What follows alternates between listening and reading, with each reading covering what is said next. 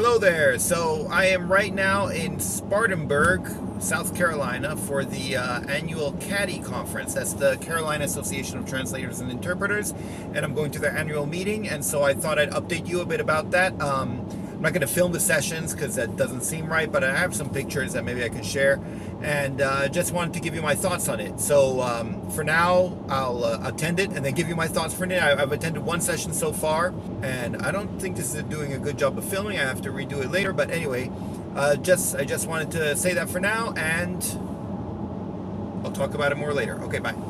So this is the Carolina Association of Translators and Interpreters Conference.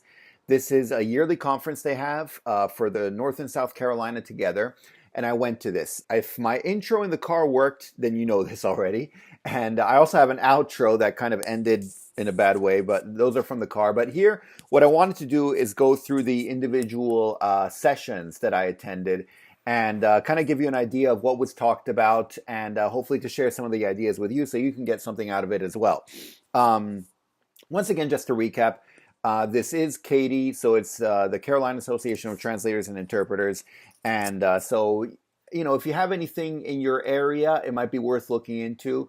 I give a couple more of my thoughts on that later, I think, in the video from my car. But here I'll just do the individual sessions. Now, as I mentioned, it starts with a keynote. The keynote session was delivered by Judy Jenner. And she's a translator who I had actually seen before at the ATA conference in DC. And she seems to be pretty well known in translation circles. She's big on Twitter as well. And anyway, so her keynote, I just wanted to go through a couple of the points she mentioned.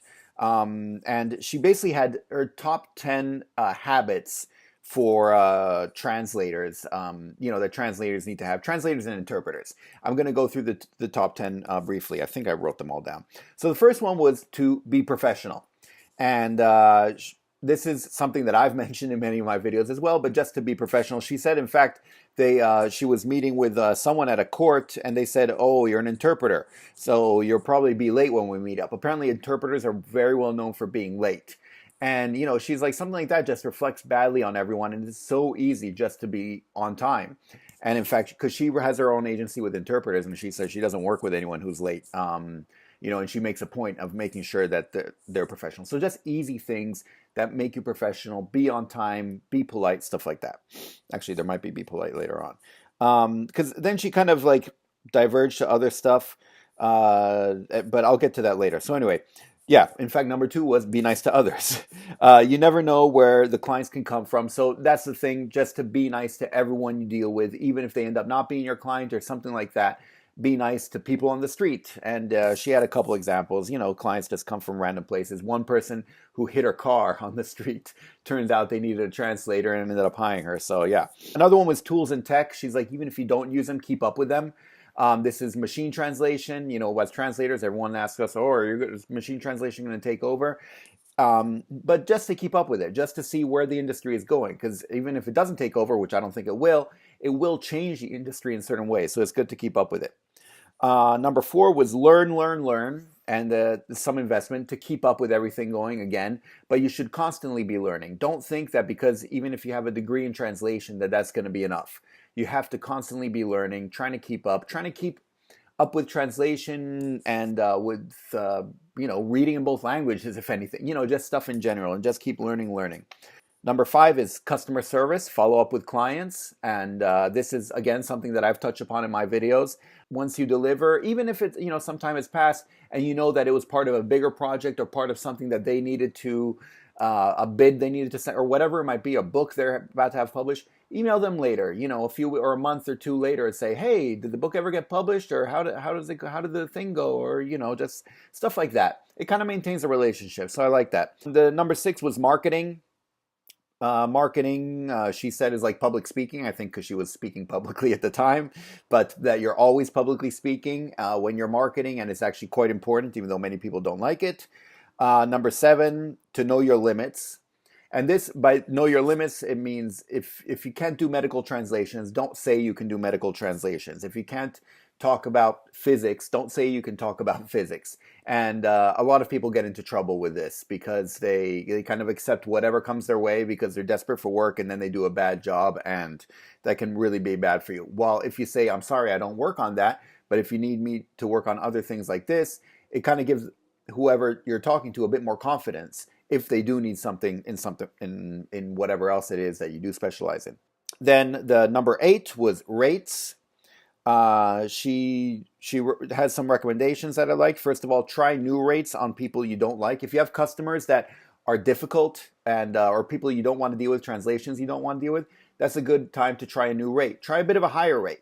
And, she said she would do this. If there's someone who really seemed like a pain, she had to go, she said, to a jail to do some interpreting, and it was last minute, and it was far from where she was. She's like, and those things are never fun. So she just gave a ridiculously high rate. And they're like, okay, sounds good. Come on over. And so she's like, okay, I have to go. But she was getting, I'm getting paid fabulously for it. So if you have certain clients you don't feel like dealing with, maybe try raising the rate. And it's good to experiment. It doesn't have to be a ridiculous rate, but at least a little bit. And if you see people accepting it at this rate, maybe that's what you're worth. And maybe, it can help you raise your rate in general. She also recommends to shoot higher. A lot of people don't have enough confidence in themselves that they can charge higher rates. And says you can charge different rates with different clients. People do this all the time, and yes, you can. Most people have a standard rate, but then they'll charge different rates for different clients. It can depend on the different types of texts and stuff like that, but also on the clients themselves. Why not? Number 9 that she had was confidence. Again, this ties into what we were saying before. A lot of translators need to have confidence in what they do and kind of show it. And number 10 was time management. This is something that I've talked about a lot because it's an important thing for me. If something is due on a certain day, make sure it can be due that day. In fact, shoot for earlier because then you'll have enough leeway, enough cushion just in case. Now, there are a couple things that I wanted to talk about. Well, first of all, she, because she did go veer off into a couple other things. She said the best way to get paid is to get a quote. And if you can, basically, if you can avoid giving the price first and they give the price instead, if you say, oh, what's your budget or how much will you pay for this?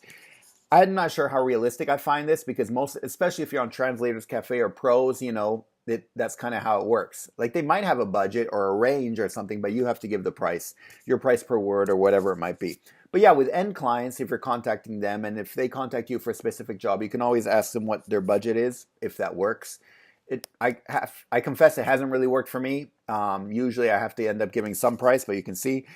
Someone mentioned that they get paid in advance. They always get paid in advance.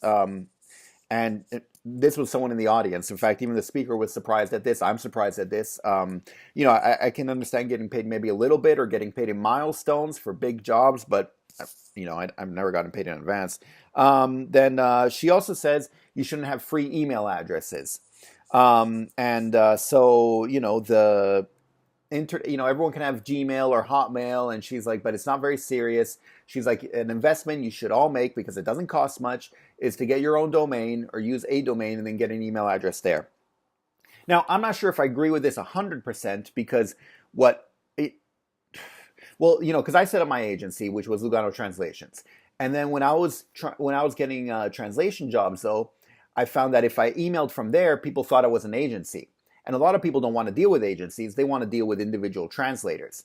So yeah, if you can get your own email address, but it's your name, and doesn't sound like an agency, but it's your name, then yeah, actually I think that's a very good point. So if your name is, John Henderson, and you can get johnhenderson.com, and your email is john@johnhenderson.com or whatever it is, then yeah, sure, that would be great.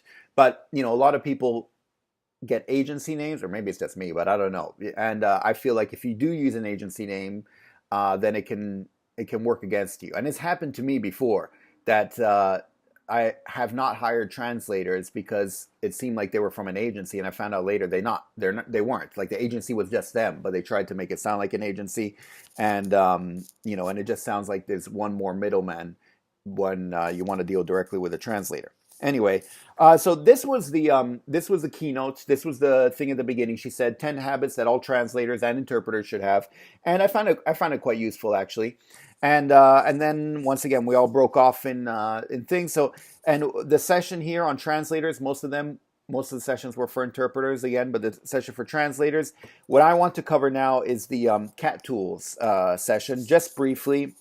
We'll talk about what they talked about. She said there's going to be a projected increase of 46 or 48%. This is translators in general by 2022. I can't read my handwriting. It's either 46 or 48%.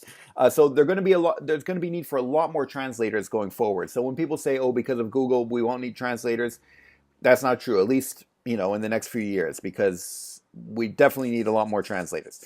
Anyway, then she talked about where am I?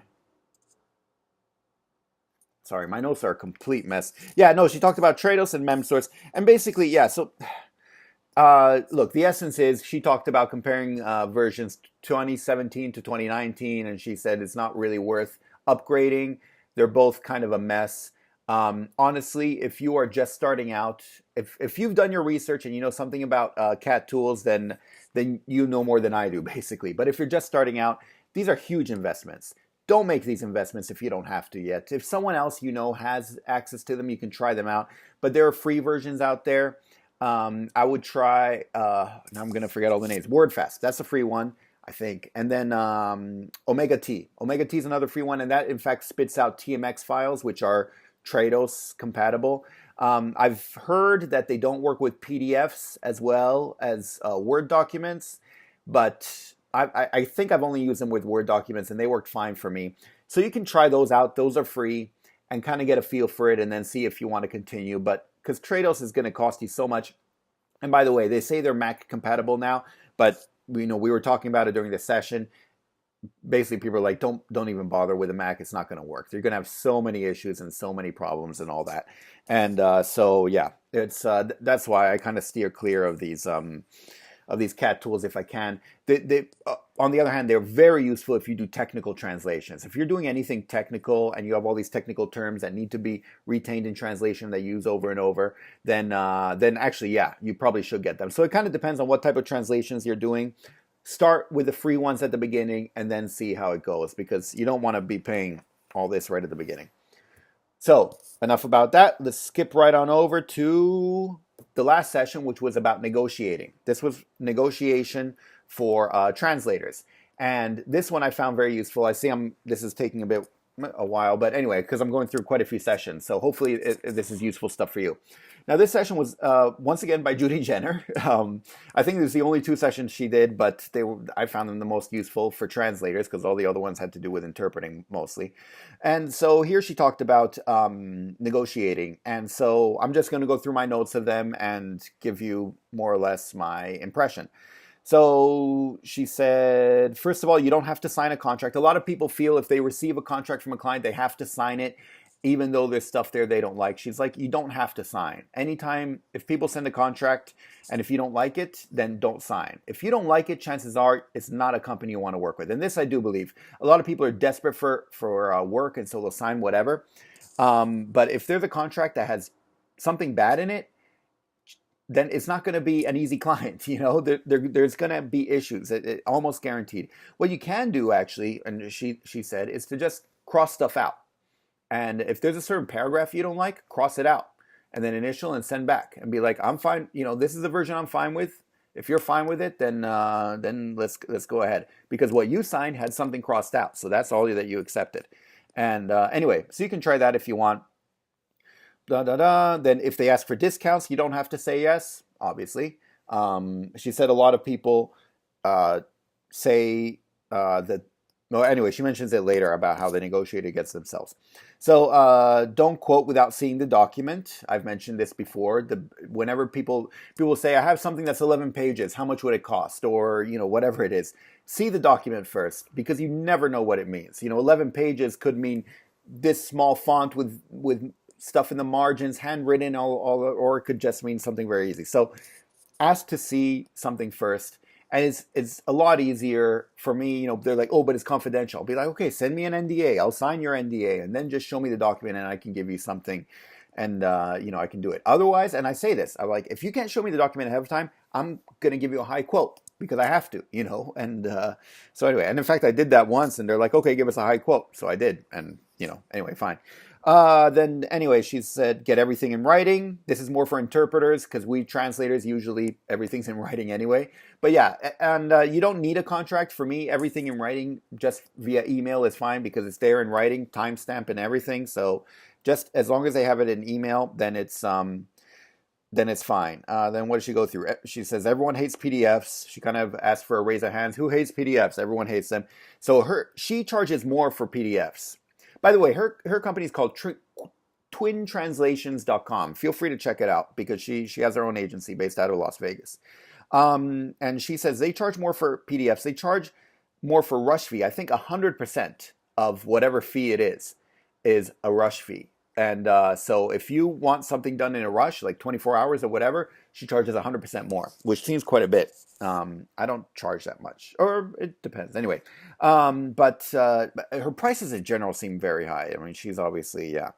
But blah, blah, blah, don't negotiate against yourself. So yeah, she says don't negotiate against yourselves.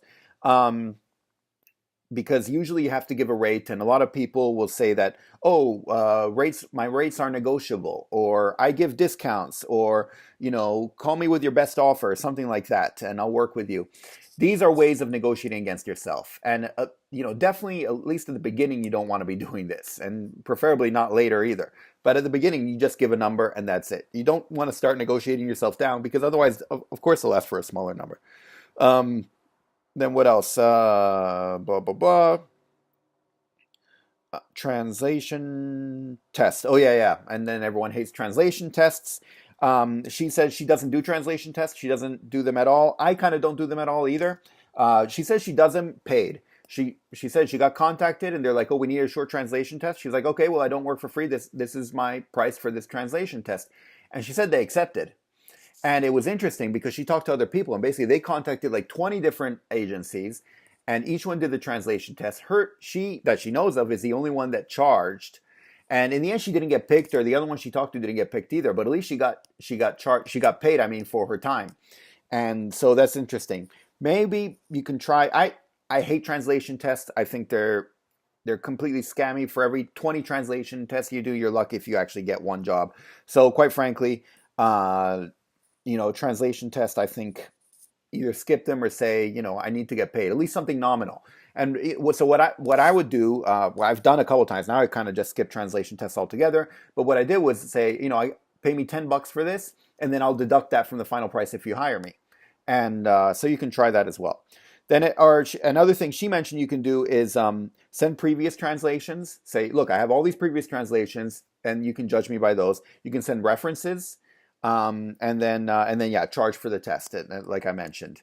So, and it's true. If people ask for translation tests, you can, and especially if it's in a field that you've already translated, you can be like, look, I have my portfolio here. I've done this before. Come on. Anyway, so yeah, then what else does she have? Silence is a tactic for negotiating. If someone emails you and says, your rates are outrageous, she said the best thing you can do is silence. And I like that because most people feel like they need to justify, be like, oh, but I'm just doing it for this time. And she's like, no, just don't reply. Because chances are they're waiting for a reply. And if they don't get one, then they'll get back to you or something like that. I mean, who knows? If they do think your rates are outrageous, you probably don't want to, deal with them anyway because they'll pay you very, very little. Blah, blah, blah. She said some people don't respect us. Then those you just have to let them go. Some people think translators are nothing, because we have Google, and so why do I need to pay a translator? She said you can't deal with those. You're not going to stay there and change their mind, so kind of just let them go. What did I write? Sorry, my handwriting is terrible. Minimums are important. Be flexible. If you know what that means, please let me know. I don't know what that means, but anyway. Some conflict is normal. So there could be some conflict or issues going back and forth. It'll happen. It's happened with everyone. The important thing is try not to let it happen. Try always to be professional. But yeah, stuff can happen, especially when you're negotiating and trying to negotiate different practices. I think minimums are important, meaning you need to know your minimum that you would charge and never to go below it. I don't know. So blah blah blah. If you visit a client, bring them something. And this one I liked as well. She said she was talking to a client of hers who's I think a law firm or something like that, and she said that they were visited by an interpreter or translator, I can't remember. and came to visit them, say hi. And then later she was saying, she's like, we send that person for years. We've been sending her so much work, and we've treated her like our favored translator.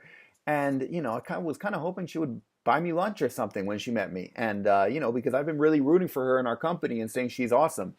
And so I think this is true. If you're a translator, and especially if you've been working for a long time with an agency or something like that, if you do end up meeting them in person, bring them something. You don't have to buy them lunch, but maybe bring them something. I don't know, a bottle of wine or a cake or something like that. If they've been sending you a lot of business, then I think it's good. I think it's good etiquette to bring them something if you do meet them face to face. Offer something, bring them something to show your appreciation, because they have been sending a lot of business your way. So it's only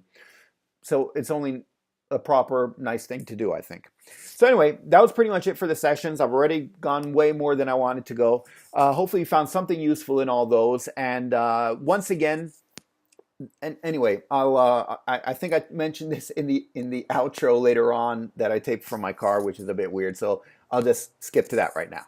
So I just finished with the Translator Association meeting. I just finished with it. I'm on my way home. And I just wanted to give my first impressions after that.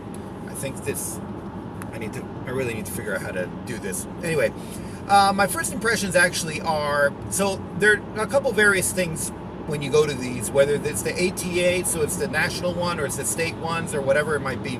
You have obviously the workshops, and here again, it's like the ATA, you break off into separate workshops. You get a choice of 3 ones. And then you have the keynote where everyone goes to, and then, and obviously they have networking and all that. I would say if you're first starting out as a translator interpreter, from what I've seen at least, these state ones, these smaller ones, are a lot better for networking. For networking, you get to meet more people, you get to talk to them, they're much more open to talk to you, and it has much more of that sense. And so I think if you're first starting out, you should definitely check out the more regional one. Obviously, this is for people who are in the States.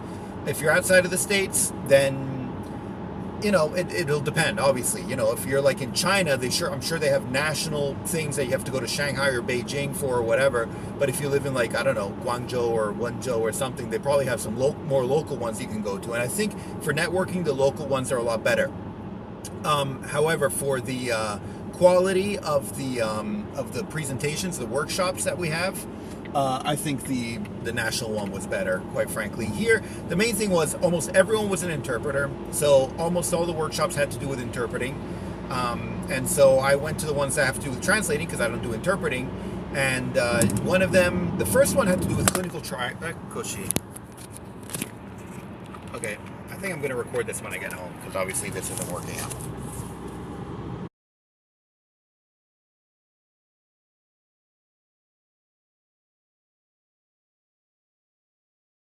Actually, before I end this video, there was one other point that I wanted to bring up. Once again, during the speech, I think it was during the keynote or negotiation, I don't remember at all. But she was talking about how we shouldn't always compete on price, which I agree with, and I've said this before in videos. I think it's very bad to compete on price, and in the long term, it's a stupid strategy.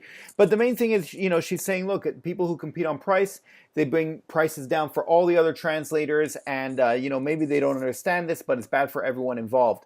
And I don't know, because everyone was agreeing, obviously, but I kind of have a problem. So here's the issue. I don't think you should compete on price, because I think it's a bad strategy for you. I think at the end of the day, everyone is out to kind of do their own thing, And you can say, okay, this is bad for all the other translators, but I have to earn a living, so I'm going to lower my price. To keep saying, oh no, you should keep your prices high because otherwise it's bad for everyone else, I think is a faulty thing. And I think in a way you're saying, oh, you're thinking about everyone else, but no, then the people who already have jobs are being selfish and not thinking about the people who are trying to get a job. And so I think, anyway, I kind of disagreed with her reasoning for that. I do agree that competing on price is bad. But I think it's bad for you in the long term, because it puts you down at that price level, and it's very hard to then leave it, because those are the type of translations you'll be doing. And I think if you get known for being able to do better, higher level translations, and then it's better. And I've mentioned this before about various different tactics. I know I talk about it in my course, and I think I've mentioned in videos before. I think it's actually better, if anything, to do a translation for free and then get a referral. So not, not complete for free, but instead of payment in money, especially if it's a small one, it's worth a lot more to get a certain rating or referral that you can put publicly on Pros or Translators Cafe. Or anyway, there's a whole tactic to do this, and I think it's better to do something like that on a one-off basis, because at least you don't get stuck in that pay grade.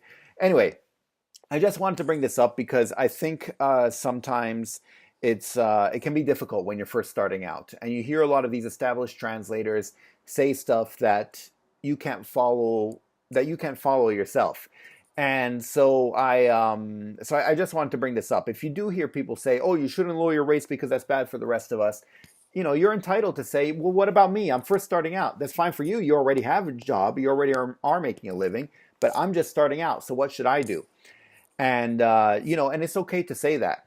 My reply, by the way, once again, would be, still don't try to compete on price, because it is a downward spiral, and in the long term it's never good.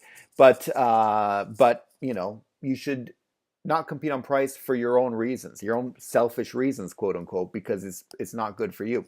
Anyway, I just wanted to give that brief footnote because I thought it kind of illustrates sort of, I guess, a difference in mentality maybe, or something like that, and which I thought was quite interesting. But anyway, that's it. Okay, thanks. Bye.